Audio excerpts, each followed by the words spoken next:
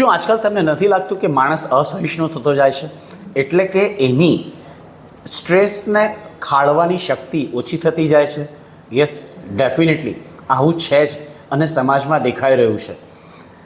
એડલ્ટરેશન એટલે કે દરેક જગ્યાએ ભેળસેળ, હવાનું પ્રદૂષણ, અવાજનું પ્રદૂષણ. આપણે ત્યાં કોઈ પણ વ્યક્તિ હોર્ન મારતા જરાય ખચકાતું નથી. જ્યારે વિદેશમાં કોઈક હોર્ન મારે ને તો પાછળ જોવામાં આવે કે આ નાલાયક કોણ છે. પણ આપણે ત્યાં એનું પણ ધ્યાન રાખવામાં આવતું નથી. એટલે કે શાકભાજી, પાણી, હવા અને અવાજ, આ બધાના જ પ્રદૂષણોને કારણે માણસનું સ્ટ્રેસ લેવલ વધતું જાય છે.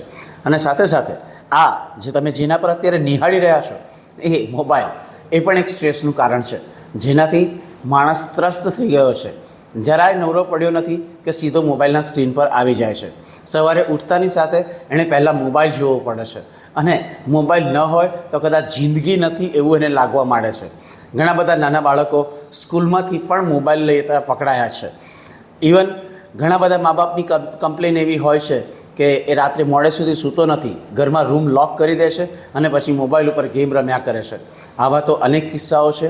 આ બધી જ વસ્તુને કારણે માનવ મન વધારે ને વધારે ત્રસ્ત થઈ રહ્યું છે, એટલે કે સ્ટ્રેસફુલ થઈ રહ્યું છે.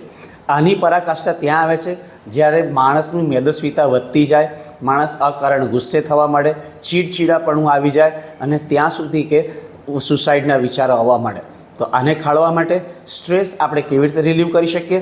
ડેફિનેટલી આપણા સાધુ સંતોએ કહ્યું છે તે પ્રમાણે યોગ એ એક જીવવાની કળા છે. તે તમને મદદ કરી શકે. અને જો છતાંય તમે એમાંથી બહાર નહીં આવી શકો તો સાયકેટ્રિસ્ટની મદદ લઈને થોડી ઘણી દવાઓથી પણ આ સ્ટ્રેસની ઉપર કાબૂ મેળવી શકાય છે અને તમારી જિંદગી આનંદિત કરી શકાય છે. ડૉક્ટર પ્રણવ પચ્ચીગર, મારો કોન્ટેક્ટ કરી શકો છો. ધન્યવાદ.